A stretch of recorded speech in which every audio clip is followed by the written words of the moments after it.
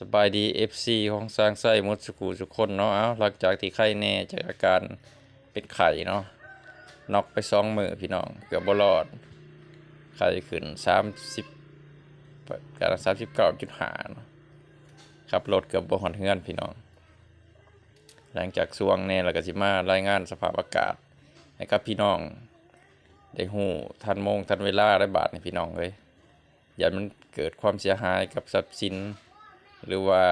สิ่งของของพี่น้องแล้วถ้าพายุมันมาหอดมาถึงเนาะพี่น้องเนาะคือเห็นนำกันอะไรพี่น้องในวันที่3นี่ก็หลายหม่องหลายบอนเนาะที่ฝนตกนะเราคิดมีสร้างไส้ก็จะรายงานแต่วันที่4วันที่8เนาะเดือน3ปี2025เนาะพี่น้องเริ่มในวันที่4จะเห็นจุดเหลืองๆเนาะเป็นฝนเนาะที่จะตกในแขวงสะวรรณเขตแถวเมืองสองคอนแล้วก็เขตอ้อมข้างแล้วเนาะเป็นฝนที่แห้งเลยพี่น้องตอนบ่ายๆก็ตกอยู่ทางสารวันกับเซกองพี่น้องเนาะสารวันเซกองฝนจะมาแห้งทางภาคใต้และก็กลางตอนใต้เนาะพี่น้องในวันที่5นี่อยู่ปากซองบริเวณเนาะกับอัตตปือเนาะแถวนั้นแขวงจำปาสักแขวงอัตตปือเนาะฝนจะไปตกอยู่หันเนาะพี่น้องในวันที่5เนาะวันที่5ตอนช่วงแรงๆกับแถวเซกองนี่ก็ตกนะพี่น้องเซกองนี่ก็ตก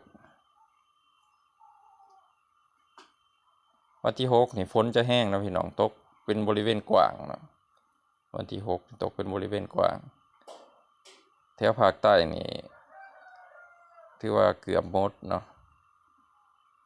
ถือเกือบหมดเลยแถวภาคใต้อันนี้เนาะจะเป็นฝนตอนแรกเด้อพี่น้องเด้อตอนแรกขึ้นมาฮอดสะวรรณเขตเนาะฝนนะแต่ตอนกลางคืนจะหอดแถวขมวนอาจจะหอดเนาะขมวนก็นี่เนาะฝนนี่แห้งเลยเนาะวันที่6วันที่7บ่ได้มีเหลืองแดงนี่มันฝนแห้งเนาะเป็นพายุหมุนนะก็เกี่ยมความหมายครับมือเนาะสะวรรณเขตวันที่7เนี่ยก็ตกแห้งเนาะสะวรรณเขตวันที่7ก็เบิ่งซอยกันพี่น้องบ่ได้ที่มันมีสีเหลืองสีเขียวสีเหลืองแล้วเป็นฝนหรอพี่น้องก็เบิ่งซอยกันบางทีจังไสก็เบิ่งบ่ทั่วบ่ถึงนะส่วนใหญ่ก็คือฝนตกอยู่ทางภาคใต้และกลางตอนใต้นะพี่น้องแล้ววันที่8นี่ก็ยังตกคือเก่าเนาะสะวรรณเขตขมวนเนาะจะแห้งเนาะสะวรรณเขตต่อขมวนเลยนี่เนาะจะประซักนี่ก็อาจจะตกได้เนาะวันที่8เนาะสะวรรณเขตขมวนนี่แห้งเลยพี่น้องส่วนว่าทางภาคเหนือแล้วก็ตั้งแต่บริคำไส้ขึ้นไปเนาะอาจจะบ่มีฝนเนาะทางนั้นเนาะทางนี้ก็เป็นบางพื้นที่เล็กน้อยจะบ่หนักคือทางภาคกลางนับตั้งแต่ขมวนลงมาหาแถวอัตตปือเนาะกลางตอนใต้หาภาคใต้ของลาว